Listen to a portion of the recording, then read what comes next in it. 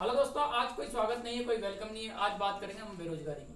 बड़ी खुशी की बात है कि ट्विटर पे हमारा hashtag speak up for SSC railway students trending पे चल रहा है। लेकिन 2 दिन की जीत से हमें खुशी नहीं होनी चाहिए, क्योंकि ये जीत सिर्फ 2 दिन की नहीं है। हमें बहुत लंबी जीत बनानी है, एक लंबी जंग लड़नी है, क्योंकि सरकार के कानों में जू भी नहीं रेंगेगी इस 2 दिन के ट्रेंडिंग से।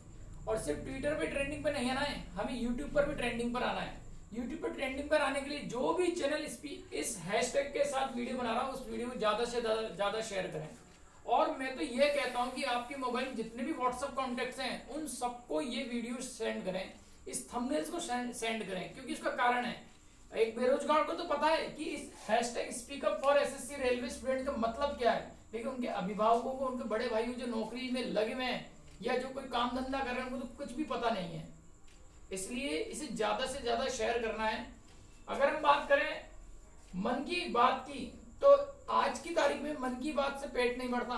बेरोजगारी की बात करो, बेरोजगारी दूर करने की बात करो। कोशिश ये करनी चाहिए सरकार को कि बेरोजगारी को दूर करे, लेकिन इन्होंने जीडीपी का स्तर इतना नीचे डाउन कर दिया है, बेरोजगारी इतनी ज्यादा ला दी है। बेरोजगारी का भी कारण क्या है? प्राइवेटाइजेशन। जितने ज्यादा प्राइवेटाइजेशन होंगे, उतने ज्यादा सरकारी और सेंट्रल गवर्नमेंट जॉब में कमियां आती चली जाएगी।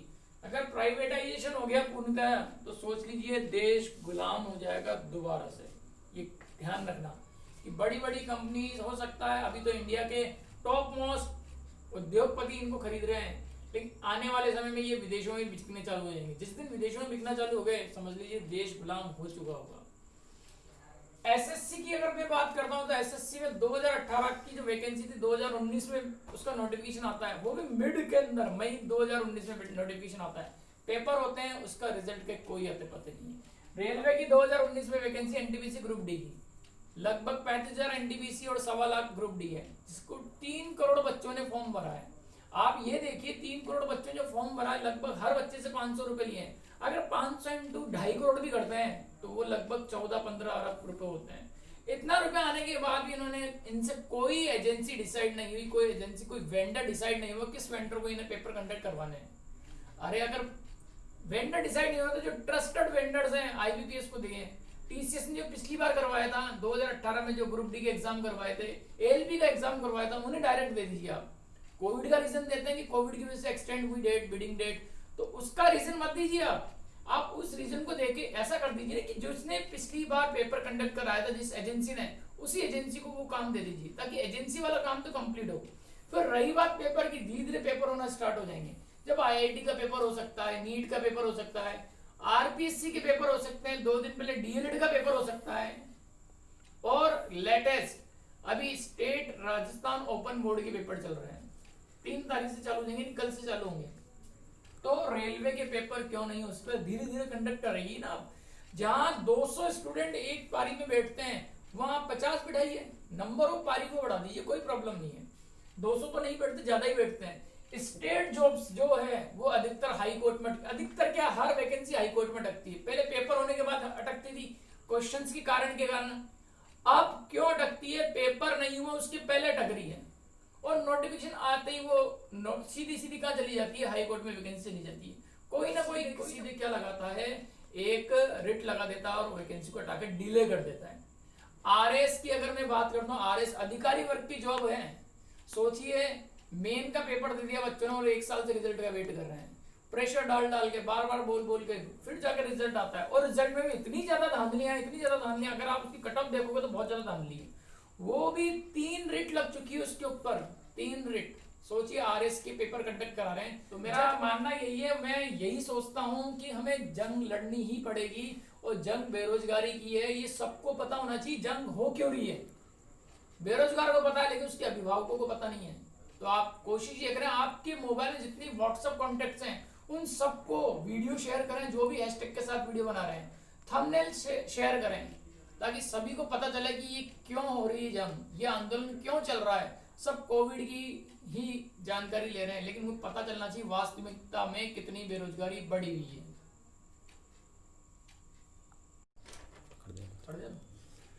प्रदीप सर बात करेंगे आपसे। आइए प्रदीप सर, बेरोजगारी के बारे में कुछ बोलना चाहेंगे ये भी। हेलो दोस्तों, जैसा कि देखिए सतीश सर ने आपको बता ही दिया होगा कि किस मुद्दे पर बात की जा रही है। अभी हमारे देश में जो सबसे बड़ा मुद्दा है वो बेरोजगारी का है, जबकि मीडिया ने सबसे बड़ा मुद्दा अभी बना रखा है रिया को। किसको बना रखा दोस्तों? रिया। और जो सुशांत केस चल रहा है उसको सबसे बड़ा मुद्दा बना रखा है, जो कि इतना बड़ा मुद्दा नहीं है। ठीक है, जैसा भी है, जो सुशांत सिंह राजपूत थे वो काफ़ी अच्छे एक्टर थे और हम सभी चाहते हैं कि उन्हें इंसाफ मिलना चाहिए, लेकिन वो सबसे ज़्यादा ध्यान दें उन बेरोजगारों पर जिनकी जिंदगी लाखों करोड़ों जिंदगी आने वाले भविष्य पे टिकी हुई है। ठीक है, अच्छा, तो ये बात तो हो गई इस बेरोजगारी पे। दूसरी चीज हम बात करते हैं, जो मेन टॉपिक है हमारा वो स्टॉप प्राइवेटाइजेशन है। स्टॉप प्राइवेटाइजेशन हमें दोस्तों सरकारी जो जितनी भी एजेंसी हैं, सरकारी कंपनियां हैं, ठीक है, उन्हें प्राइवेट होने से रोकना है। ठीक है, प्राइवेट होने से रोकना है। क्यों रोकना है दोस्तों? प्राइवेट होने से इसलिए रोकना है कि अगर ये एक बार प्राइवेट हो गई तो सबसे पहले क्या होगा, आपकी जितनी भी वैकेंसी, जैसे मान लो रेलवे में आपकी वैकेंसी निकलती है, किसी भी एक पोस्ट पर मान लो 20,000 30,000 वैकेंसी निकलती है, तो आप भूल जाइए वो 20 से 30,000 वैकेंसी आपकी निकलेगी, वो 20-30,000 से 1200 हो जाएगी। कितनी हो जाएगी दोस्तों? 1200 हो जाएगी। क्यों हो जाएगी?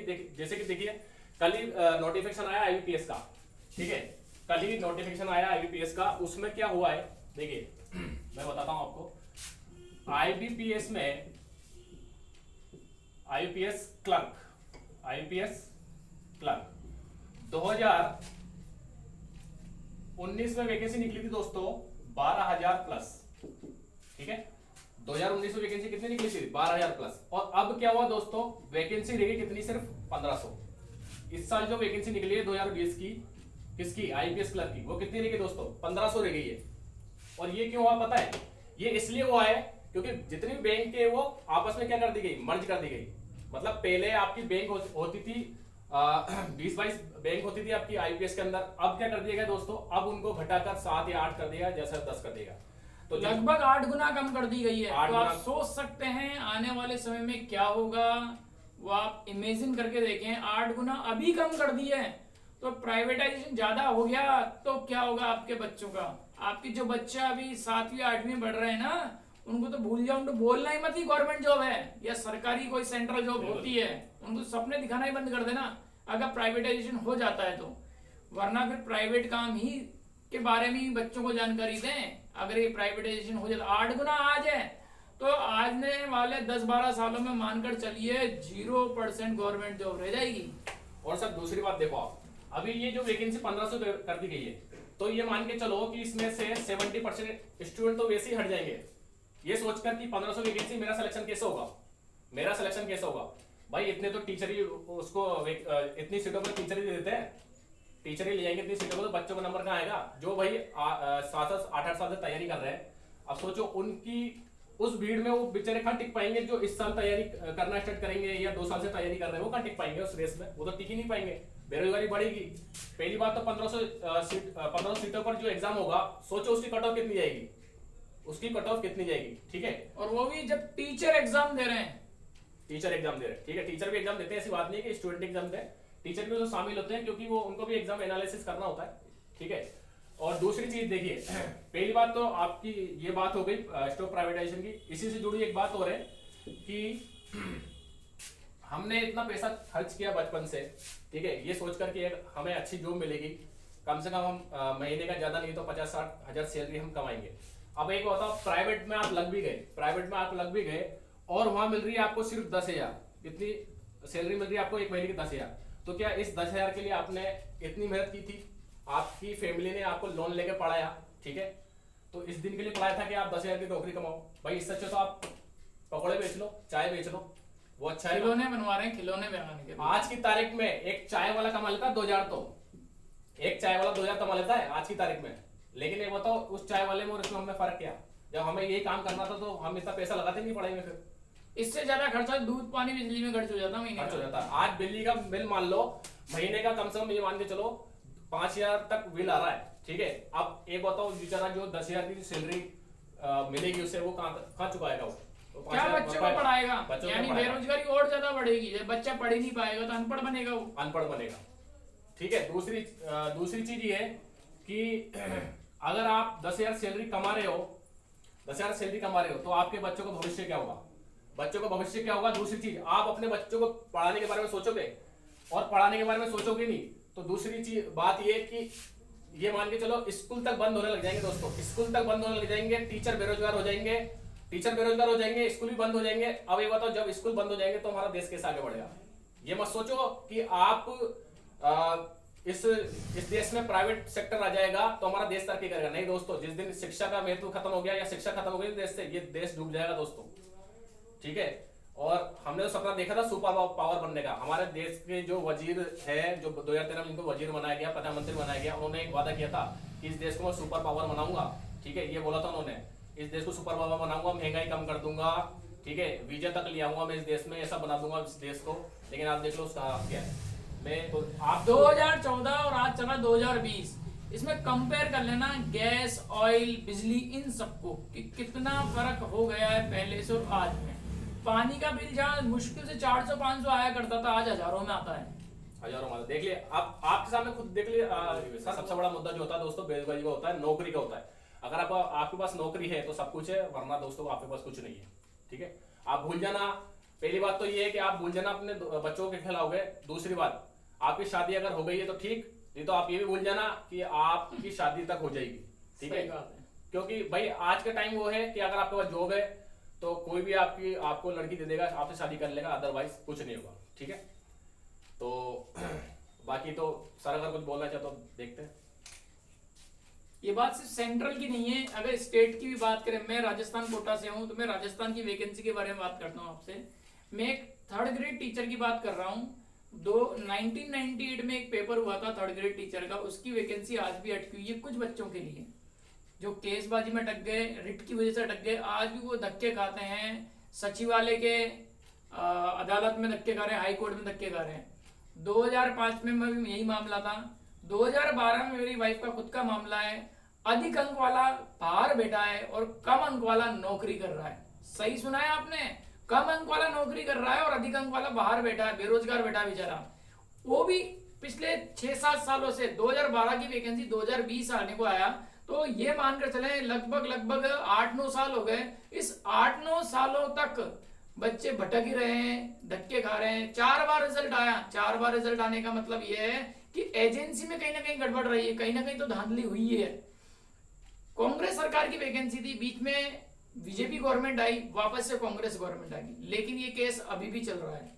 तो इस केस को कैसे न कैसे करके कोई, हर केस को, मैं ये नहीं कह रहा 2012 वाला केस, जो भी टीचर या बच्चों से या बेरोजगारी का जो भी मुद्दा अटका हुआ है, चाहे वो केंद्र के अंदर अटका हुआ हो, सुप्रीम कोर्ट में अटका हो या हाई कोर्ट में अटका हो, उसे क्लियरेंस मिलना ही चाहिए। तो सबसे पहले बेरोजगार है, आने वाला भविष्य हमारा कौन है? युवा ही तो है। और युवा बेरोजगार रहेगा तो भविष्य क्या रहेगा? कुछ नहीं रहेगा, नील होगा।